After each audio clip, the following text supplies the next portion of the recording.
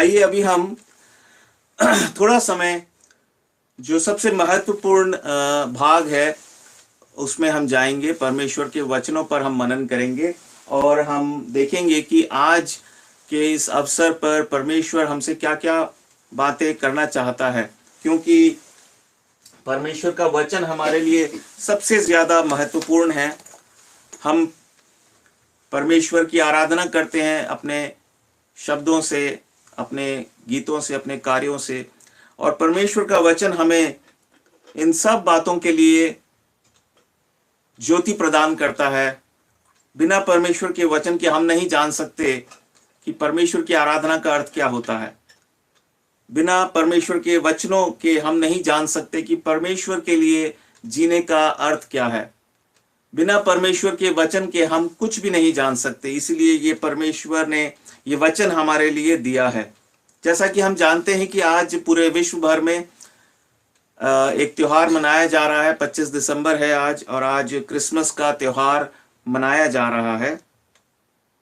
और जब हम एक त्योहार की बात करते हैं तो हमारे जहन में एक बात आनी चाहिए। त्योहार का मतलब होता है किसी खास घटना की यादगारी में वो चीज, वो त्योहार, वो पर्व मनाया जाता है। और क्रिसमस और एक प्रकार की जो है एक साल में एक बार उस घटना को स्मरण किया जाता है और उसकी खुशी मनाई जाती है। ये बात सब जानते हैं। इसी के लिए त्योहार जाने जाते हैं। वो साल में एक बार आते हैं, एक बार हम उस घटना को स्मरण करते हैं और उसकी खुशी मनाते हैं। और जब हम इस विचार को अपने मन में रखते हैं तो यहां पर एक समस्या आती है। वो समस्या क्या है, उसको हम देखेंगे। उस समस्या को समझने के लिए हमें दो बातों को समझना जरूरी है। सबसे पहले हम क्रिसमस के त्योहार के विषय में बात कर रहे हैं कि जब क्रिसमस को हम एक त्योहार के रूप में देखते हैं, या क्रिसमस का जो त्योहार है इसको देखते हैं, तो यहां पर त्योहार की जो परिभाषा एक होती है, एक पहचान होती है कि साल में एक बार उसे मनाया जाता है, एक बार वो हम खुशी मनाते हैं। तो वहां पर फिर एक समस्या आ जाती है, और उस समस्या को हम कैसे समझ पाएंगे, उसके लिए दो बातों का जानना बहुत जरूरी है। सबसे पहले क्रिसमस का इतिहास क्या है, और दूसरी बात सुसमाचार क्या है। क्योंकि जहां एक ओर क्रिसमस के त्योहार की बात होती है, वहां दूसरी ओर मसीह लोगों के द्वारा सुसमाचार की बात की जाती है। सो आइए हम इन दोनों पहलुओं पर हम परमेश्वर के वचन के अनुसार हम जो है मनन करेंगे और ध्यान देंगे।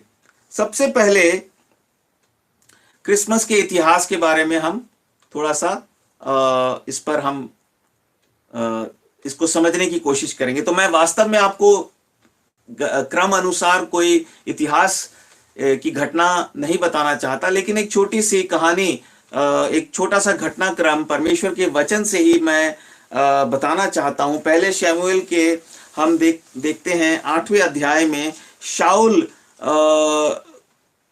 बल्कि शाऊल का जिक्र वहां नहीं है। वहां पर एक घटना की शुरुआत होती है कि जो इज़राइल के लोग थे, उन्होंने शमूएल नाम के परमेश्वर के दास से एक मांग की, और वो मांग क्या थी कि हमें एक राजा की जरूरत है। और ये बहुत ही प्रसिद्ध भाग है। अगर आपके पास बाइबल है तो आसानी से आप इसको ढूंढ कर निकाल सकते हैं, पहले शमूएल और 8वें अध्याय। और हम उसमें इस समय जाएंगे नहीं, लेकिन उस पूरे घटना में क्या होता है, मैं संक्षिप्त में उस घटना को बताना चाहता हूं कि इज़राइल के लोगों ने परमेश्वर से एक मांग की कि हमें भी एक राजा चाहिए। जैसे हर एक जाति के लोगों में हम देखते हैं एक उनका राजा होता है, और उनके मन में शायद एक अपना ही विचार था कि अगर हमारा राजा होगा तो हमें भी एक घमंड करने का मौका होगा कि हमारा राजा है, हमें उससे कुछ लाभ मिलेंगे, वगैरह वगैरह। वो एक प्रकार का संसारिक विचार था। जबकि वो भली भांति जानते थे कि परमेश्वर ने उस जाति पर, उन लोगों पर ऐसे ऐसे उपकार किए थे, ऐसे ऐसे आश्चर्य कर्म किए थे जो कोई राजा भी नहीं कर सकता। और परमेश्वर को इस बात से बहुत दुख हुआ। परमेश्वर ने अपने दास शमूएल से कहा कि मुझे दुख है कि मेरे लोगों ने एक राजा की मांग तुझसे की है, क्योंकि उन्होंने ऐसा करके मुझे अपने राजा के रूप में अस्वीकार कर दिया है। और फिर परमेश्वर ने उन्हें शाऊल के रूप में एक राजा प्रदान किया। परमेश्वर तो जानता था कि शाऊल एक अच्छा राजा नहीं होगा, लेकिन फिर भी परमेश्वर ने उन्हें शाऊल के रूप में एक राजा दिया।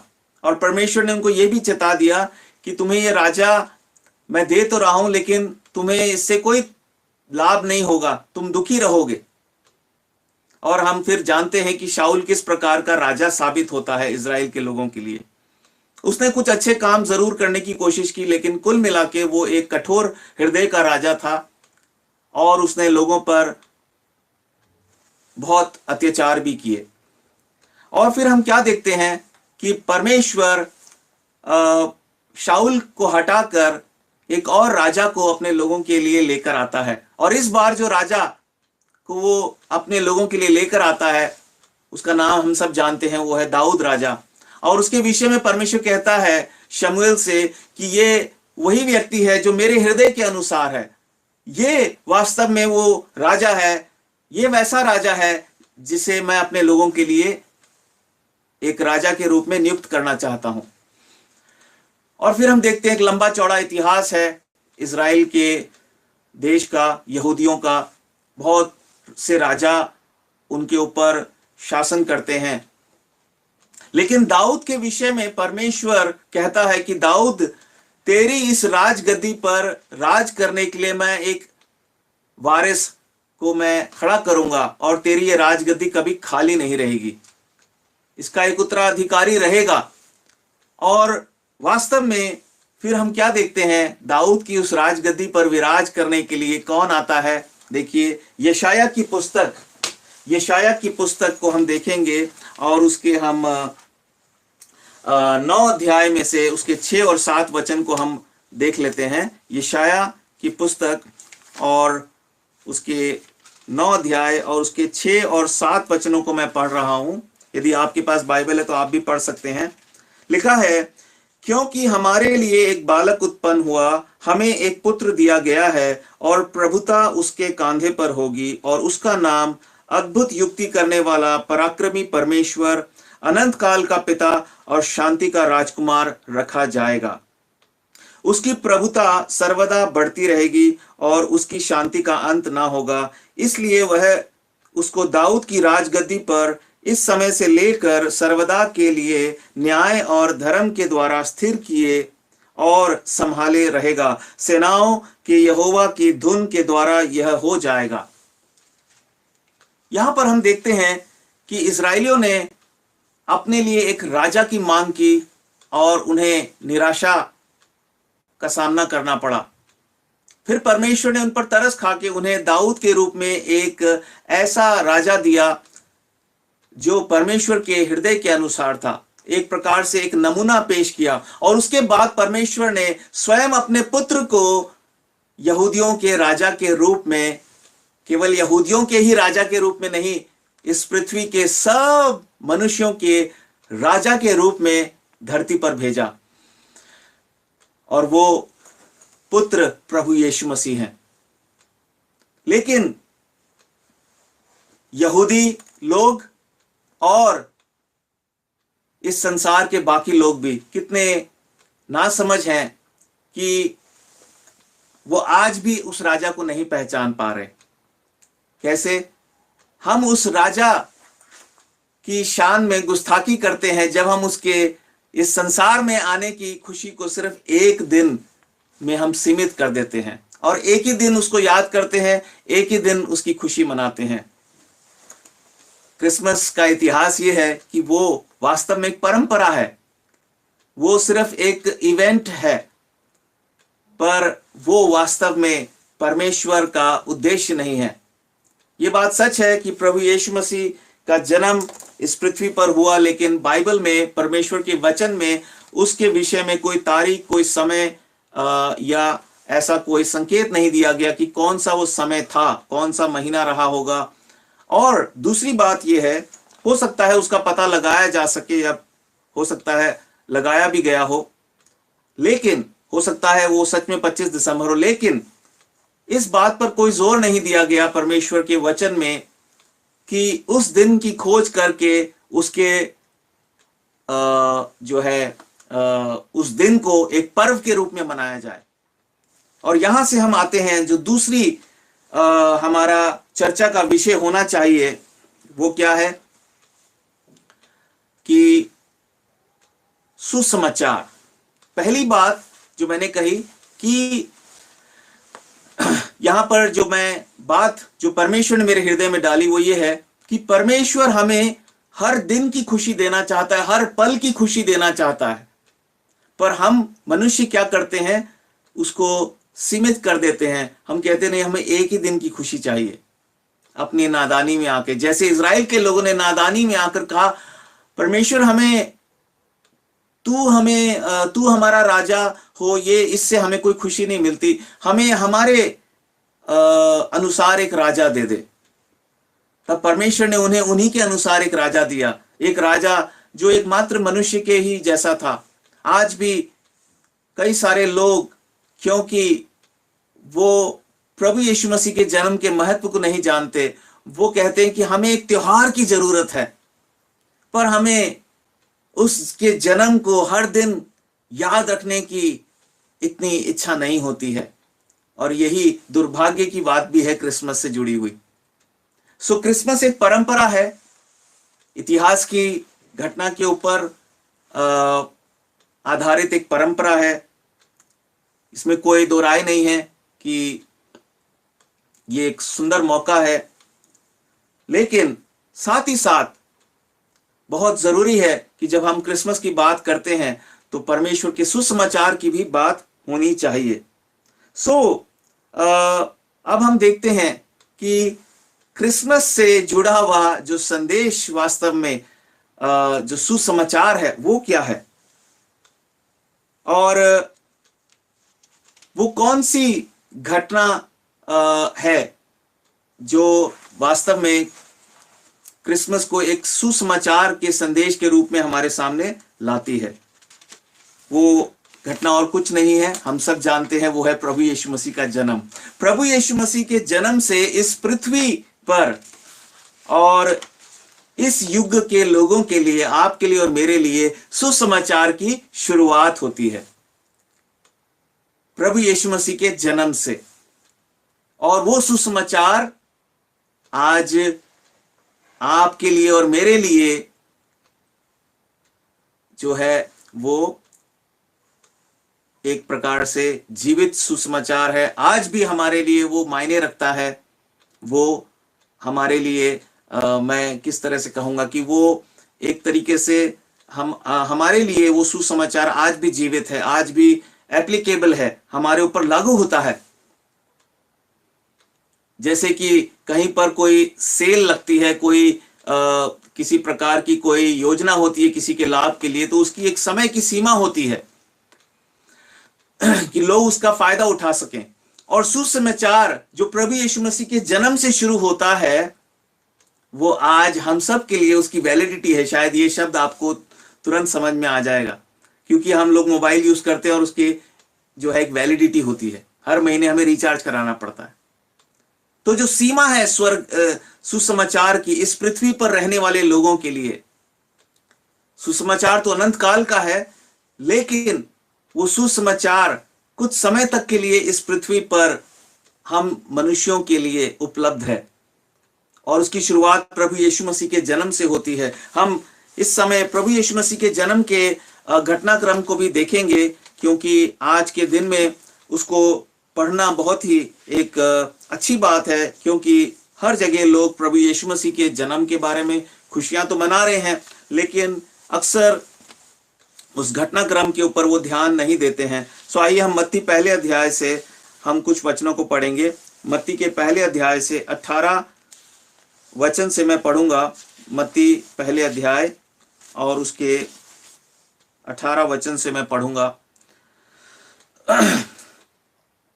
लिखा है, यीशु मसीह का जन्म इस प्रकार से हुआ कि जब उसकी माता मरियम की मंगनी यूसुफ के साथ हो गई तो उनके इकट्ठा होने से पहले ही वह पवित्र आत्मा की ओर से गर्भवती पाई गई। अतः उसके पति यूसुफ ने, जो धर्मी था और उसे बदनाम करना नहीं चाहता था, उसे चुपके से त्याग देने का विचार किया। जब वह इन बातों के सोच ही में था तो प्रभु का स्वर्गदूत उसे स्वप्न में दिखाई देकर कहने लगा, हे यूसुफ, दाऊद की संतान, तू अपनी पत्नी मरियम को अपने यहाँ ले आने से मत डर, क्योंकि जो उसके गर्भ में है वह पवित्र आत्मा की ओर से है। वह पुत्र जनेगी और तू उसका नाम यीशु रखना, क्योंकि वह अपने लोगों का अपने उनके पापों से माफ कीजिएगा क्योंकि वह अपने लोगों का उनके पापों से उद्धार करेगा। प्रभु इन वचनों के पढ़े जाने पर अपनी आशीष दे। ये प्रभु यीशु मसीह के जन्म का घटनाक्रम था। और हम यहाँ देखते हैं सबसे मुख्य बात क्या थी कि जब स्वर्गदूत ने कहा कि वह पुत्र जनेगी और तू उसका नाम यीशु रखना, क्योंकि वह अपने लोगों का उनके पापों से उद्धार करेगा। अपने लोगों का उनके पापों से उद्धार करेगा। ये महत्वपूर्ण बात है। और हम देखते हैं इस संदर्भ में कि प्रभु यीशु मसीह का जन्म, जो एक सुसमाचार के युग की शुरुआत है, उसका उद्देश्य क्या था? उसका उद्देश्य क्या था? हम कुछ परमेश्वर के कुछ वचनों से हम इसको समझने की कोशिश करेंगे। प्रभु यीशु मसीह क्यों आया इस धरती पर? सबसे पहले हम देखते हैं पहला तीमुथियुस और उसका पहला अध्याय और 15 वचन, क्योंकि स्वर्गदूत ने कहा कि वह अपने लोगों का उनके पापों से उद्धार करेगा। तो इसका मतलब क्या है? किस चीज से उद्धार करेगा? पापों से उद्धार करेगा। और यहां पर हम देखते हैं प्रभु यीशु मसीह के विषय में क्या लिखा है। पहला तीमुथियुस पहला अध्याय और 15 वचन में लिखा है, यह बात सच और हर प्रकार से मानने के योग्य है कि मसीह यीशु पापियों का उद्धार करने के लिए जगत में आया, जिनमें सबसे बड़ा मैं हूं। परमेश्वर का एक दास जिसका नाम पौलुस था, उसने ये वचन कहे। और वास्तव में हर एक मनुष्य के लिए जो इस पृथ्वी पर पैदा हुआ है, ये वचन बिल्कुल सच्चे हैं। ना केवल प्रभु यीशु मसीह उस पापी का, आपका, मेरा और इस पृथ्वी पर रहने वाले हर एक व्यक्ति के उद्धार के लिए वो आया, बल्कि हम सब एक समान पापी हैं और बहुत ही बड़े पापी हैं।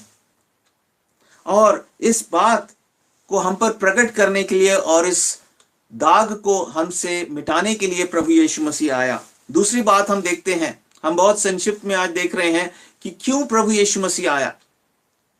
हमने इससे पहले देखा कि उसके जन्म को लोगों ने एक इतिहास की परंपरा बना दिया है, जबकि वो परंपरा नहीं है, वो एक ऐसी घटना है जो हर दिन हमारे जीवन में उसका स्मरण होना चाहिए, उसकी खुशी मनाई जानी चाहिए। त्योहार साल में एक बार मनाया जाता है, उसकी खुशी ज्यादा से ज्यादा 2 हफ्ते, 1 महीना रहती है। लेकिन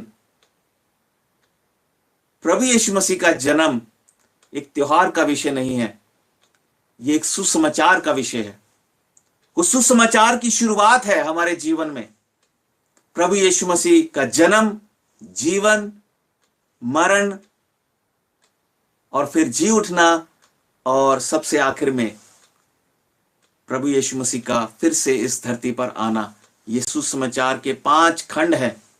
पहला उसका जन्म, दूसरा उसका जीवन जो बिता कर गया, तीसरा उसकी मृत्यु, उसका क्रूस पर मरना, चौथा उसका मृत्यु में से फिर से जीवित हो जाना, और पांचवा और अंतिम जो होने वाला है वो है उसका वापस आना।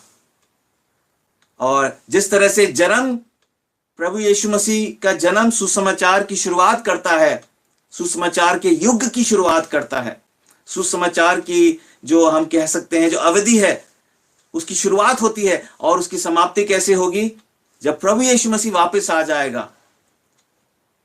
इसीलिए ये महत्व त्योहार के द्वारा लोगों तक नहीं पहुंच सकता है। इसीलिए जो इस पृथ्वी पर उद्धार पाए हुए विश्वासी हैं उनके लिए क्रिसमस से ज्यादा महत्वपूर्ण है सुसमाचार। और आज जो हम इस फेलोशिप के द्वारा आपको बताना चाहते हैं वो सुसमाचार है, और निश्चित रूप से हम परमेश्वर की आराधना करते हैं उस सुसमाचार के लिए। आइए हम दूसरा कारण देखेंगे। परमेश्वर के वचन के अनुसार मत्ती 18 अध्याय और उसके 11 वचन को हम पढ़ेंगे। मत्ती 18 अध्याय और उसके 11 वचन को हम पढ़ते हैं। वहां पर इस प्रकार से लिखा हुआ है कि प्रभु यीशु मसीह कहता है, क्योंकि मनुष्य का पुत्र अर्थात प्रभु यीशु मसीह खोए हुओं को बचाने आया। प्रभु यीशु मसीह पापियों का उद्धार करने आया, और प्रभु यीशु मसीह खोए हुओं को बचाने आया। इस पृथ्वी पर अगर आज मेरे प्रिय विश्वासी भाई और बहन, मेरे प्रिय मित्र, यदि आप प्रभु यीशु मसीह पर विश्वास नहीं करते हैं, यदि आप प्रभु यीशु मसीह के बारे में कुछ भी नहीं जानते हैं, आज परमेश्वर आपके सामने एक प्रश्न रख रहा है, क्या आप इस पृथ्वी पर खोए हुए हैं? अगर आपका जवाब है नहीं, मैं तो खोया हुआ नहीं हूं, इसका मतलब है आप खतरे में हैं। इसका मतलब है कि आपने, देखिए जब हम शब्द कहते हैं खोया हुआ, उसका मतलब क्या होता है? एक आदमी जब अपने घर से भटक जाता है तो हम कहते हैं कि वो खो गया है ना? वो खो गया है क्योंकि उसको पता नहीं चला और वो कहीं ऐसी जगह चला गया जो उसका घर नहीं था। क्या ये संसार आपका घर है हमेशा का? यदि ये संसार आपका घर है तो आप कहेंगे मैं खोया हुआ नहीं हूं, मैं तो बिल्कुल वही हूं जहां मुझे होना चाहिए। और यहीं पर सारी गड़बड़ है। मनुष्य सोचता है कि ये संसार मेरा घर है, और इसी सोच की वजह से वो पाप में गिर गया। इस संसार के आकर्षणों ने उसे लालच में गिरा दिया। इस संसार को वो अपना घर समझता है, इसीलिए धन बटोरता है। सिर्फ धन बटोरता नहीं है, धन बटोरने के लिए झूठ बोलता है, सारे पाप करता है, वो चोरी करता है, वो लालच करता है, वो स्वार्थी हो जाता है, जबकि वो जानता है ये संसार उसका घर नहीं है, लेकिन वो कहता है ये संसार मेरा घर है। वो मानता है, शायद कहता तो होगा कि संसार से तो मुझे जाना है, लेकिन वो मानता यही है कि संसार मेरा घर है। और इसलिए वो बड़े ही संकट में है। लेकिन धन्य हो आप अगर आप कहते हो कि परमेश्वर कहीं ना कहीं मुझे नहीं लगता कि ये संसार मेरे लिए है। आप धन्य हैं क्योंकि आपको परमेश्वर ढूंढने के लिए आया है। लिखा है क्योंकि मनुष्य का पुत्र खोए हुओं को बचाने आया है। प्रिय मित्र, प्रिय विश्वासी भाई और बहन, संभव है आप भी संसार को अपना घर बना चुके हैं, संसारिकता में आप डूब चुके हैं। क्रिसमस आपके लिए जरूरी है, लेकिन सुसमाचार जरूरी नहीं है। क्रिसमस की और भी परंपराएं हैं। मैंने कहा बहुत बड़ा लंबा इतिहास है। दुर्भाग्य से लोग Santa Claus, Christmas tree, gifts, parties, programs, celebrations बहुत कुछ कर रहे हैं, लेकिन उनको सुसमाचार नहीं पता। दुर्भाग्य से ऐसे लोगों को भी परंपराओं ने जकड़ लिया है। इजरायलियों की तरह उन्होंने भी कहा परमेश्वर हमें एक त्योहार चाहिए, हमारे पास भी एक त्योहार होना चाहिए, क्योंकि हम देख रहे हैं बहुत से धर्मों का एक त्योहार होता है। परमेश्वर हमें भी एक त्योहार दे दे। परमेश्वर ने धर्मों की स्थापना नहीं की, ये हम सब जानते हैं। जो उद्धार पाए हुए विश्वासी वो भली भांति जानते हैं कि ईसाई धर्म सुसमाचार नहीं है।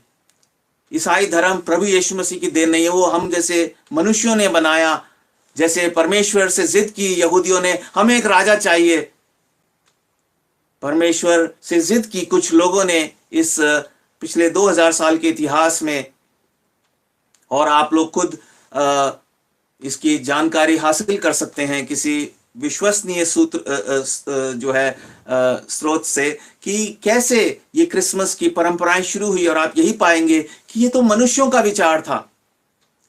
परमेश्वर ने नहीं कहा कि तुम मेरे जन्म को याद करो। यदि परमेश्वर ने किसी चीज को याद रखने के लिए कहा है अपने चेलों से, तो वो कहा है मेरी मृत्यु का प्रचार किया करो। क्योंकि जब हम जो विश्वासी लोग हैं, जब हम प्रभु की जो है प्रभु की मेज में भाग लेते हैं, प्रभु भोज में भाग लेते हैं, प्रभु यीशु मसीह ने क्रूस पर मरने से पहले अपने चेलों के साथ बैठकर रोटी और प्याला लिया और उनको दिया और कहा तुम इस रोटी और प्याले में भाग लिया करो और इस तरह से तुम मुझे स्मरण करना। और जब जब तुम इस रोटी और प्याले को तुम ग्रहण करोगे तो मेरी मृत्यु का प्रचार करना। प्रभु यीशु मसीह ने नहीं कहा। मुझे बड़ा ही आश्चर्य होता है, लोग कहते हैं आज प्रभु यीशु मसीह का जन्मदिन है। परमेश्वर का जन्मदिन कहने का मतलब है कि उसकी आयु सीमित है। परमेश्वर का जन्मदिन कहना एक प्रकार से परमेश्वर की महिमा में, उसकी शान में गुस्ताखी है। हाँ, जरूर उसका जन्म हुआ, उसके जन्म का एक घटना है, लेकिन उसको साल में एक बार क्यों याद करना? ये तो नाइंसाफी है उस परमेश्वर के साथ। केवल उसके जन्म के दिन पर ही क्यों सुसमाचार प्रचार करना? ये तो नाइंसाफी है। इसलिए प्रियो, सबसे ज्यादा जरूरी है, क्रिसमस से ज्यादा जरूरी है सुसमाचार। क्रिसमस मनुष्यों की देन है। शाऊल इजरायलियों की अपनी ही एक प्रकार से चॉइस थी, उनका चुनाव था। परमेश्वर ने जरूर उसको चुनकर दिया, लेकिन अच्छे मन से नहीं। परमेश्वर जानता था शाऊल उनके लिए एक सही राजा नहीं होगा। परमेश्वर ने हो सकता है क्रिसमस को एक त्योहार के रूप में पनपने दिया है, लेकिन परमेश्वर की वास्तविक इच्छा ये नहीं है कि हम क्रिसमस को महत्व दें। परमेश्वर चाहता है हम उसके सुसमाचार को महत्व दें, क्योंकि उसमें परमेश्वर की सामर्थ है। पहले कुरिन्थियों और पहले अध्याय के 18 वचन में यहां पर लिखा है कि क्रूस की कथा नाश होने वालों के लिए मूर्खता की बात है, लेकिन उद्धार पाने वालों के लिए परमेश्वर की सामर्थ है। और किसी चीज में परमेश्वर की सामर्थ नहीं है सिवाय उसके सुसमाचार में। और यदि क्रिसमस का कोई एक सुंदर अर्थ हम निकाल सकते हैं तो वो यही है कि ये वो घटना है जिसको सारे संसार में आज भले ही त्योहार के रूप में स्मरण किया जा रहा है। ये वो घटना है जो सुसमाचार की शुरुआत है, जो आज से 2000 साल पहले हुई। परमेश्वर का धन्यवाद हो, वो आज भी उपलब्ध है, हमारे लिए मान्य है। जब तक प्रभु यीशु मसीह फिर से इस पृथ्वी पर ना आ जाए। प्रभु यीशु मसीह पापियों का उद्धार करने आया। प्रभु यीशु मसीह खोए हुओं को ढूंढने आया। अगर आप खोए हुए हैं, आप धन्य हैं। परमेश्वर का धन्यवाद हो, आपका परमेश्वर आपको ढूंढने आया है, आपके पास खड़ा है। आप उसे पुकारिए, वो इसी समय आपको आपके भटके हुए और खोए हुए इस दशा से छुड़ा लेगा। यदि आप खोए हुए थे और प्रभु यीशु मसीह को आपने अपने जीवन में बुलाया, आप धन्य हैं, क्योंकि अब आप अपने उस भटके हुए और खोए हुए दशा से आप बच गए। अब आप इस संसार के नहीं हैं। जो इस संसार का होके रहेगा उसे दुख भोगने पड़ेंगे और अंत में विनाश का सामना करना पड़ेगा। आखिरी चीज हम देखते हैं, प्रभु यीशु मसीह के जन्म को यदि हम याद करें भी एक त्योहार के रूप में और उसके सुसमाचार के रूप में भी, हम उसके जन्म के बारे में सुने, तो उसका कोई लाभ हमें नहीं है जब तक प्रभु यीशु मसीह ने क्यों जन्म लिया, प्रभु यीशु मसीह ने क्यों जन्म लिया।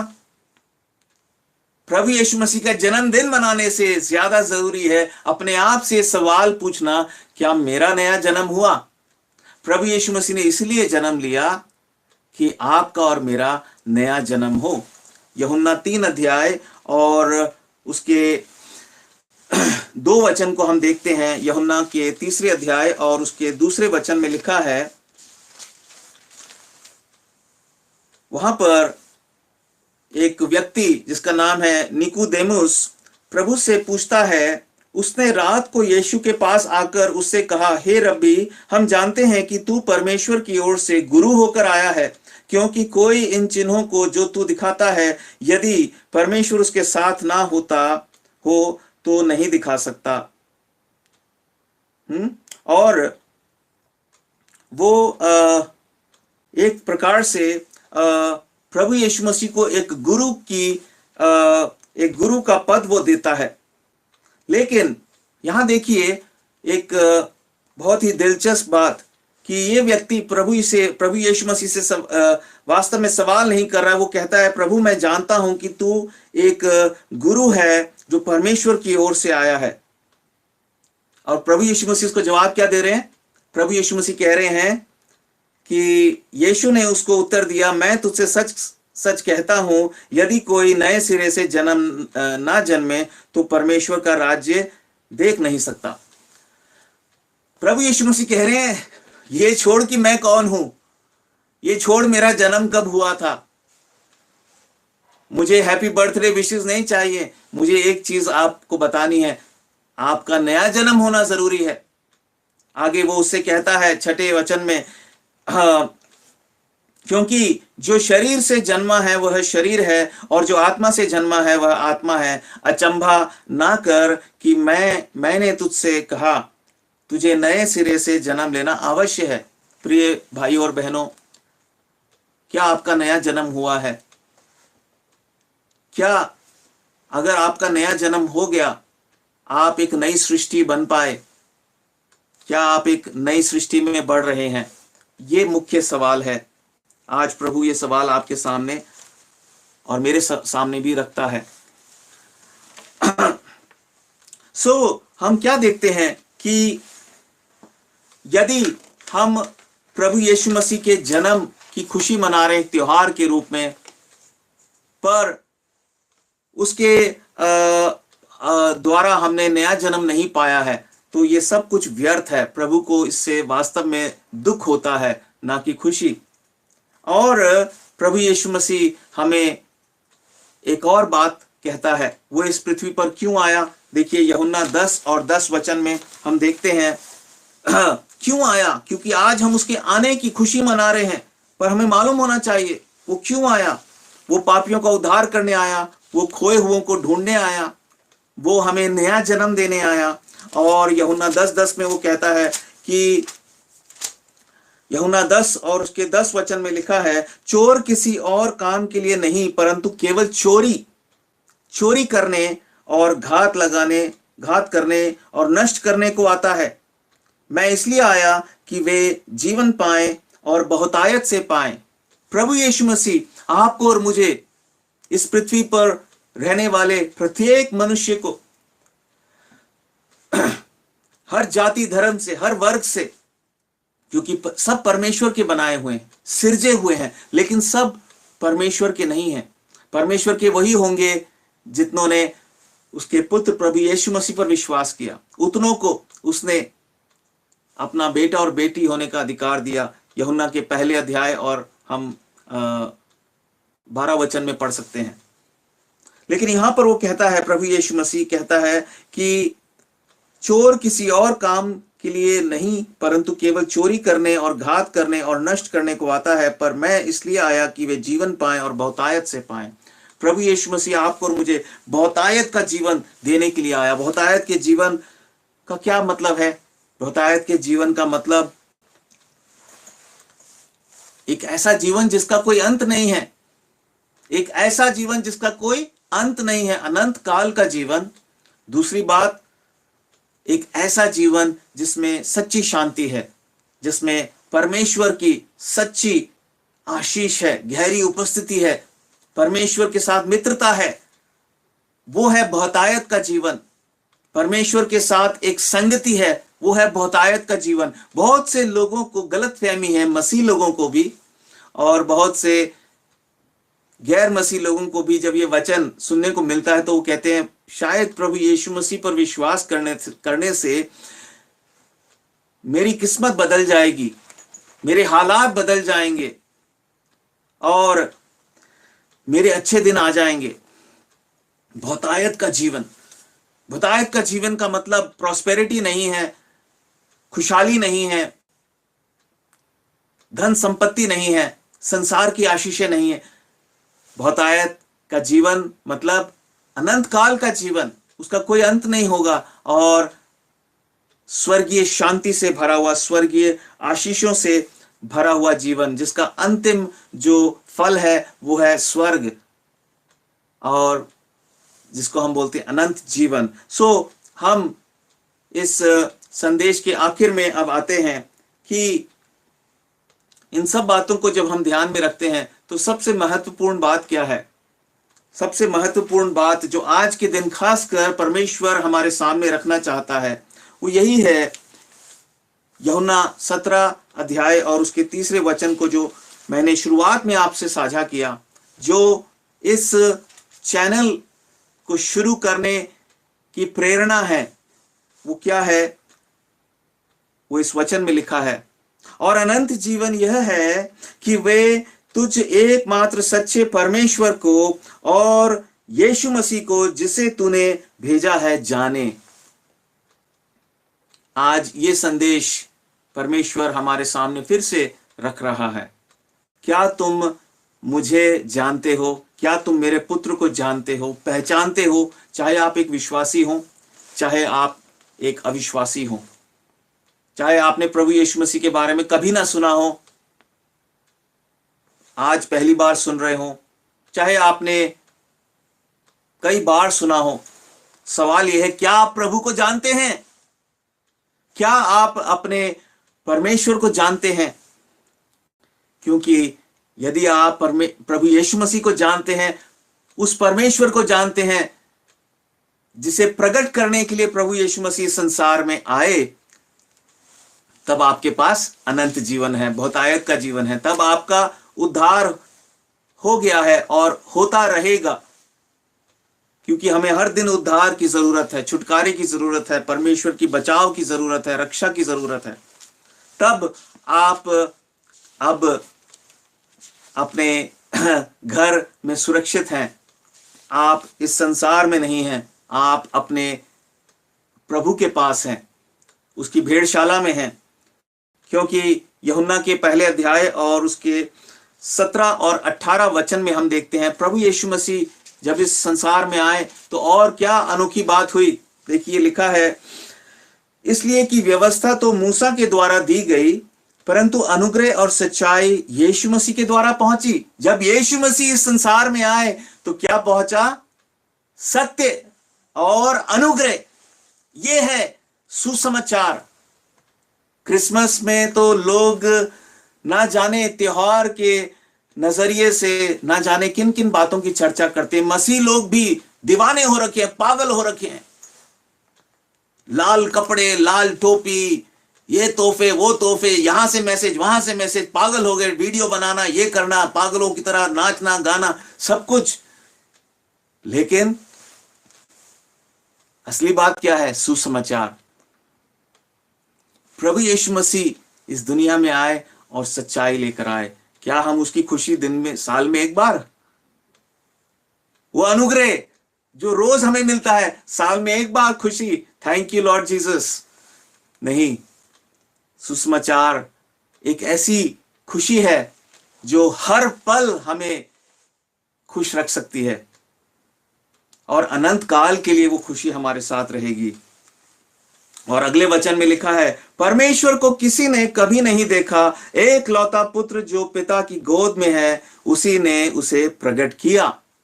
प्रभु यीशु मसीह इसलिए आया, परमेश्वर को प्रकट करने के लिए, बताने के लिए, एक बार लोगों ने पूछा, उसके चेलों ने पूछा, प्रभु हमने तो पिता को कभी नहीं देखा। यूहन्ना के 14 अध्याय में आप पढ़ लीजिएगा।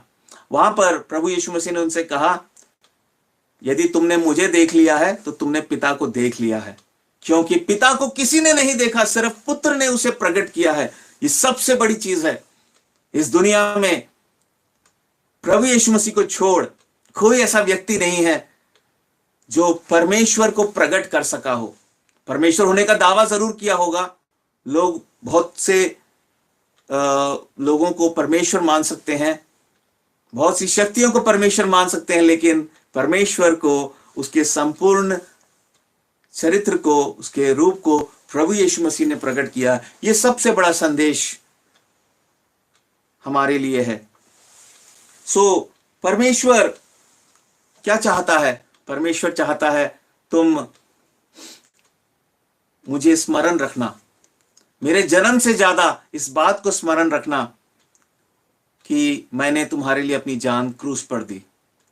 प्रभु यीशु मसीह के जन्म से ज्यादा महत्वपूर्ण है, उससे भी ज्यादा महत्वपूर्ण है उसकी मृत्यु से भी ज्यादा महत्वपूर्ण है उसका जी उठना, और उसके जी उठने से भी ज्यादा महत्वपूर्ण है अब जो आखिरी घटना घटने वाली है, उसका फिर से इस संसार में लौट आना। इससे पहले कि प्रभु यीशु मसीह इस संसार में लौट आए या आप इस संसार से चले जाएं और प्रभु यीशु मसीह के सामने खड़े हों, प्रभु चाहता है कि आप उद्धार पाएं, क्योंकि प्रभु यीशु मसीह आप जैसे, मुझ जैसे पापियों का उद्धार करने के लिए इस जगत में आया। मैं धन्यवाद करता हूं कि परमेश्वर ने मेरा उद्धार किया। मैं तो खोया हुआ था, भटका हुआ था, लेकिन मेरा प्रभु मुझे ढूंढने के लिए आया। मैं तो उससे दूर भाग रहा था, सत्य से अनजान था, जानता नहीं था जीवन का अर्थ क्या है, जीवन की सच्चाई क्या है। लेकिन प्रभु यीशु मसीह के वचनों को जब मैंने पाया, मैंने सत्य को जाना, क्योंकि प्रभु यीशु मसीह ने कहा, जीवन, सत्य, जीवन और मार्ग मैं ही हूं, बिना मेरे द्वारा कोई पिता तक नहीं पहुंच सकता। प्रभु इन वचनों के द्वारा हम सबको बड़ी आशीष दे। मैं प्रभु का धन्यवाद करता हूं आज की इस सभा के लिए। जैसा कि मैंने आप लोगों को सूचित किया था कि हम हर बुधवार 8 बजे से जब तक प्रभु की अगुवाई होगी, 1 घंटा या आधा घंटा या 45 मिनट, हम परमेश्वर का वचन लेके परमेश्वर की आराधना करने के लिए आपके साथ जुड़ेंगे। यदि आप की इच्छा है, अगुवाई होती है, हमारे साथ जुड़िए, हमारे इस चैनल को सब्सक्राइब कीजिए और हमारे साथ संगति में यदि बने रहने से आपको आशीष मिलती है, आप ज़रूर हमारे साथ संगति में बने रहें और हमारे लिए प्रार्थना और दुआ भी करते रहें। परमेश्वर आपको बहुत आशीष दे। फिर से हम मिलेंगे अगले बुधवार को 8 बजे। तब तक परमेश्वर आप सबको संभाले और आपके जीवन में उद्धार का कार्य करे और उद्धार के अनुभव में बढ़ाता जाए। सबको जय मसीह की। Bye bye, God bless you.